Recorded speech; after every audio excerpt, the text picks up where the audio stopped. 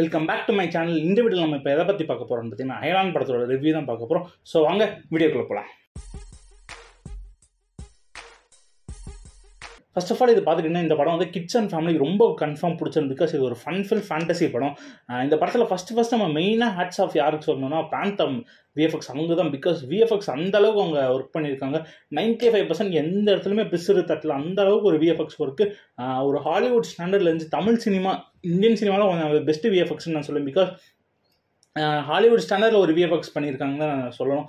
ஏன்னா எந்த இடத்துலையுமே வந்து நம்ம பார்த்து ஏன்னா அது வந்து ரியலாக இருக்குது. படம் பார்க்குறப்ப இது விஎஃப்எக்ஸ் மாதிரியே தெரியல, எல்லாமே ரியல். ஏலியன்லாம் ஏலியனுக்குள்ளே இருக்குது. ஏலியன் வந்து ரொம்ப ரியலாக இருந்துச்சு. எனக்கு அது வந்து ஏலியன் வந்து நமக்குள்ளே ரொம்ப ஜெல் ஆகிடுச்சு. அது விஎஃப்எக்ஸ் நல்லா இருந்தால் தான் நமக்குள்ளேயே அது நமக்குள்ளே ரொம்ப கனெக்ஷன் ஏற்படும். அந்த அளவுக்கு விஎஃப்எக்ஸ் இருந்துச்சு.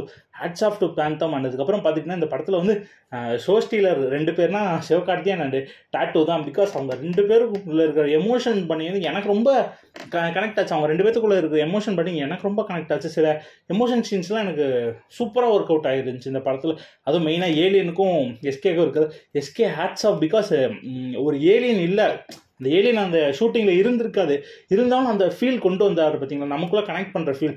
Hats off. பிகாஸ் அவர் செம்மையான ஒரு ஆக்டிங் எனக்கு ரொம்ப பிடிச்சிருந்துச்சு. அண்ட் தமிழ் சினிமாவில் சூப்பர் ஹீரோனா அது சிவகார்த்திகேயன் தான் போல. ஏன்னா ஹீரோ மாவீரன், இப்போ இந்த படத்தில் சூப்பர் ஹீரோ.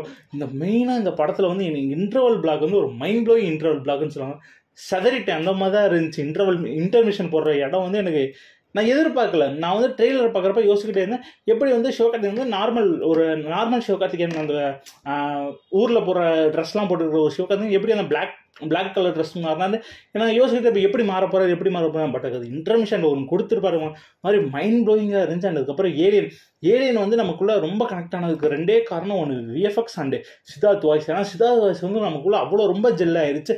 அவர் வாய்ஸ் கேட்குறப்போ அந்த மாதிரி நம்ம ஃப்ரெண்டு நமக்கும் இருக்கணும், அப்படி ஏலியன் ஃப்ரெண்ட் நமக்கும் இருக்கணும், அந்த அளவுக்கு அவர் யோசிக்க வச்சிட்டார். அதான் ரொம்ப சித்தார்த் வாய்ஸ் இந்த ஏலியனுக்கு வந்து ஒரு செம்மையாக பர்ஃபெக்டாக ஒட்டி இருந்துச்சு.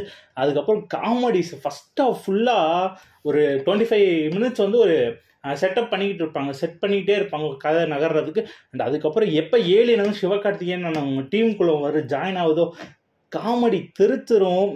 அவ்வளோதான், ஃபுல் அண்ட் ஃபுல் சத்தம்தான், காமெடி சத்தம்தான் கேட்டுக்கிட்டே இருந்துச்சு. கிளாப்ஸு சிரிப்பு சத்தம் இந்த ரொம்ப நாள் கழிச்சு ரொம்ப ஒரு காமெடியான ஒரு இருந்துச்சு படம் ஃபுல்லாக. ரவிக்குமார் சூப்பராக எழுதியிருந்த அந்த காமெடி சூப்பராக ஒர்க் அவுட் ஆகிருந்துச்சு. அதுவும் மெயினாக கருணாகரன், யோகி பாபு அண்ட் கோதண்டம்லாம் ஒரு வாயை அசைக்க முடியாது, இருந்தாலும் அதில் ஒரு சின்ன நோஹேன்ஸ் பண்ணி ரொம்ப காமெடி பண்ணியிருந்தார். And as usual Yogi Babu கிளிஸ்டர் மனுஷன் வேறு லெவலாக இருந்தார். அண்டு கருணாகரன் அவரும் சூப்பர். எனக்கு இந்த படத்தில் வந்து கருணாகரன் வந்து புதுசாக தெரிஞ்சார். அவருக்கு வந்து இந்த படத்தில் வந்து ரொம்ப ஸ்கோப் இருந்துச்சு. சில இடத்துல எஸ்கேவே டாமினேட் பண்ணி சில இடத்துலாம் பண்ணியிருப்பார். ரொம்ப அதெல்லாம் அழகாக இருந்துச்சு.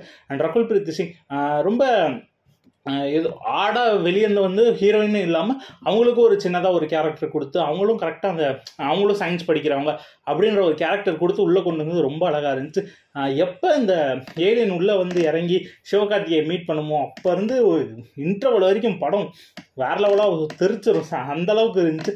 முக்கியமாக விஎஃப்எக்ஸ் அது ரொம்ப அழகாக இருந்துச்சு. அது ரொம்ப எனக்கு இந்த படத்தில் வந்து விஎஃப்எக்ஸ் அண்ட் கலர் கிரேடிங் ரொம்ப ப்ளீஸிங்காக இருந்துச்சு. ரொம்ப பார்க்க ரொம்ப கண்ணு குளிர்ச்சின்னு சொல்லுவாங்களா அந்த மாதிரி இருந்துச்சு. மெயினாக அந்த ஸ்பேஸ் ஷிப்லாம் அது ஒரு மாதிரி கிராண்டியராக இருந்துச்சு. ரொம்ப சூப்பராக இருந்துச்சு. அதெல்லாம் ரொம்ப நல்லா இருந்துச்சு. அண்ட் இந்த படத்தில் வந்து பிரச்சனைன்னு பார்த்துட்டிங்கன்னா மெயினாக சொல்லணும்னா இந்த படத்தில் வந்து ரவிக்குமாரோட விஷன் வந்து ரொம்ப சூப்பர் விஷன். அவர் சொன்ன அந்த கருத்து அவர் சொல்ல வர மெசேஜ் வந்து ரொம்ப நல்ல மெசேஜ். ஸ்க்ரீன் பிளே வந்து சூப்பராக பண்ணிட்டார் இந்த படத்தில். அண்ட் சாங்ஸ் வந்து எல்லா இடத்துலையும் எல்லா பாட்டும் எனக்கு ரொம்ப பிடிச்சிருந்துச்சு. எனக்கு சாங்ஸாக இந்த படம் எனக்கு ரொம்ப பிடிச்சிருந்துச்சு. பட் என்னன்னா நெகட்டிவ்ஸ் இந்த படத்தில் பார்த்துட்டிங்கன்னா மெயின் பிரச்சனைனா இது ஒரு 6 வருஷத்துக்கு முன்னாடி எழுதின கதைனால அந்த டைமில் ஒரு கதை எழுதியிருப்பாங்களா, அதே இது இப்போ வந்து நிறையா பேருக்கு அது ஒர்க் அவுட் ஆகாது, ஒரு அவுடேட்டட் கதையாக இருக்கும் அப்படின்னு சொல்லலாம். அந்த மாதிரி தான் இருந்துச்சு. பட் ஸ்க்ரீன் பிளேல ஓரளவுக்கு மேனேஜ் பண்ணிட்டாங்க. அண்ட் இன்னொன்று பிரச்சனை என்னன்னா வில்லன் வந்து ரொம்ப ஒரு வீக்கான வில்லன் மாதிரி இருந்தார். ரொம்ப ஒரு மாதிரி நமக்கு பயமுறுத்துகிற மாதிரி ஒரு வில்லன் இல்லாமல் ஒரு மாதிரி வீக்கான வில்லனாக இருந்தார். அதுதான் இந்த படத்தில் நான் பிரச்சனை நினைக்கிறேன்.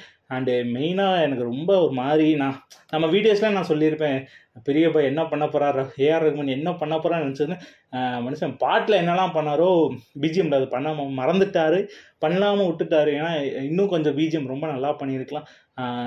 கிளைமேக்ஸில் சில இடத்துல தான் நம்ம ஞாபகம் வச்சுக்கிற மாதிரி பிஜிஎம்ஸ்லாம் இருக்குது. அந்த ஒரு பிஜிஎம் மட்டும்தான் நல்லா இருக்குது. அது ட்ரெய்லர்லேயே வந்திருக்கும். ட்ரெய்லர் லாஸ்ட்டில் ஒரு பிஜிஎம் வந்திருக்கும், ஒரு கிராண்டியர் பிஜிஎம். அது மட்டும் தான் ஞாபகம் வச்சுக்கிற மாதிரி இருக்கிறத தவிர மற்றபடி பிஜிஎம் வந்து ஓரளவுக்கு இன்னும் கொஞ்சம் நல்லா பண்ணியிருக்கலாம்.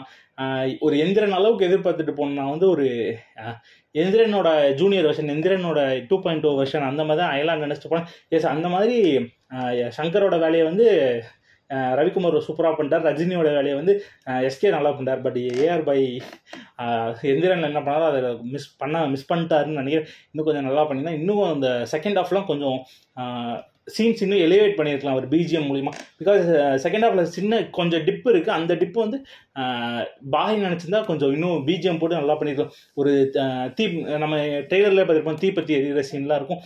அது ஒரு மாதிரி பதப்பதப்பாக இருக்கணும். அது பிஜிஎம் தான் அந்த இடத்துலலாம் முக்கியம். பட் அது பிஜிஎம் அவ்வளோவா ஒர்க் அவுட் ஆகலை. எனக்கு அதான் ஒரு மாதிரியாக இருக்குது. கிளைமேக்ஸில் சூப்பராக இருந்துச்சு. பட் பிஜிஎம் வந்து ஒரே பிஜிஎம் ஒரு 2-3 வாட்டி வந்துகிட்டு இருந்துச்சு. அது மட்டும் ஏதாச்சும் மாற்றி பண்ணியிருக்கலாம். எனக்கு இந்த படத்தில் எனக்கு டிஸப்பாயின்மெண்ட்டாக எனக்கு உண்மையிலே பெரிய பாய் தான். அவர் தான் ரொம்ப ஒரு மாதிரி டிஸப்பாயின்மெண்ட்டு. பட் எனக்கு ரொம்ப ஹாப்பி என்னன்னா, ரவிக்குமார் அவர் படம் வந்துருச்சு. ஒரு 6 வருஷத்துக்கு அப்புறம் அவர் படம் வந்தது வந்து எனக்கு ரொம்ப ஹாப்பியாக, அவரோட பேர் பார்க்குறப்ப எனக்கு ரொம்ப ஹாப்பியாக இருந்துச்சு. அவர் பேர் ஸ்க்ரீனில் வரப்போ எனக்கு ரொம்ப பிடிச்சிருந்துச்சு. எனக்கு அதுதான் ரொம்ப ஹாப்பி, அவரோட பேர் படம் வந்துருச்சு. படம் சூப்பரான படம், எல்லோரும் போய் பாருங்கள். செம்ம ஃபன்ஃபில்டான ஒரு படமாக இருக்கும். எனக்கு ரொம்ப பிடிச்சிருந்துச்சு. சில ஃப்ளாஸ் இருக்கும். பட் அந்த ஃப்ளாஸ்லாம் வந்து பாசிட்டிவாக இது இருக்கும். அந்த பாசிட்டிவ் எல்லாமே அந்த ஃப்ளாஸை மறைச்சிருன்னு நினைக்கிறேன். பிகாஸ் பாசிட்டிவ் வந்து ஒரு 90%, ஒரு 80% பாசிட்டிவ் இருந்தால் ஒரு 20% மட்டும் தான் ஃப்ளாஸ் இருக்குது. அந்த 20% அந்த 80% கன்ஃபார்ம் மறைச்சிடும். போய் எல்லாரும் தேட்டரில் பாருங்க. செம்ம ஃபன்ஃபில்டான ஒரு படம். கன்ஃபார்ம் இந்த படம் வந்து கிட்ஸ் அண்ட் ஃபேமிலி இதில் வந்து குடும்பங்கள் கொண்டாடும் வெற்றி. இந்த படம் கன்ஃபார்ம் குடும்பங்கள் மற்றும் குழந்தைகள் கொண்டாடும் வெற்றி. பிகாஸ் இந்த படத்தை வந்து கிட்ஸுக்கு பிடிச்சது ரொம்ப இருக்குது. நான் ட்ரெய்லர் பார்த்தப்போ கூட நான் யோசனை ஒரு வருத்தப்படாத வாலிபர் சங்கம் அந்த மாதிரி ஒரு சிவகார்த்திகை பார்க்கணும்னு நினச்சேன். ஃபர்ஸ்ட் ஆஃப் ஃபுல்லாக அந்த மாதிரி ஒரு சிவகார்த்திகேயனை பார்த்துட்டு. அண்ட் இந்த படத்தில் வந்து பார்த்துக்கிட்டிங்கன்னா ஒரு ஹாஸ்பிட்டல் சீன் இருக்கும். அந்த ஹாஸ்பிட்டல் சீன் என்ன டக்குன்னு மாவீரன் தான் ரிப்ளிகேட் பண்ணிச்சு. அதான் அவர் சூப்பராக இருந்துச்சு. நிறைய இடத்துல வந்து எந்திரனுக்கு, மான் கராத்தேக்கு, சில இடத்துல அந்த படத்தோட ரெஃபரன்ஸ்லாம் வந்ததில் சூப்பராக இருந்துச்சு. அது மெயினாக எந்திரன் வந்து ரோபோ அப்படின்னு ஒரு காமெடி வரும், சூப்பராக இருந்துச்சு. பார்த்தீங்கன்னா செகண்ட் ஹாஃப் வந்து ஸ்டார்டிங் கொஞ்சம் நல்லா போயிட்டு கொஞ்சம் டிப் ஆகிட்டு ப்ரீ கிளைமேக்ஸில் வந்து படம் சூப்பராக போயிடும். அதான். பட் அந்த டிப்பான இடத்துலையும் நல்லா பண்ணியிருக்கலாம். பாய் நல்லா பண்ணியிருக்கலாம். அவர் நல்லா பண்ணியிருந்தாலும் இன்னும் கொஞ்சம் பூஸ்டப் ஆகிருக்கும். பட் பரவாயில்ல, இது ரொம்ப ஒரு சூப்பரான ஒரு ஃபன்ஃபில் படம் தான் இது. இந்த படத்துக்கு என்னோட ரேட்டிங் பார்த்தீங்கன்னா 4/5 இந்த படத்துக்கோட என்னோட ரேட்டிங். அண்ட் உங்களுக்கு எல்லாருக்கும் இந்த ரிவ்யூ பிடிச்சிருக்கும்னு நினைக்கிறேன். அண்ட் தேங்க்ஸ் ஃபார் வாட்சிங் திஸ் வீடியோ கைஸ். பை.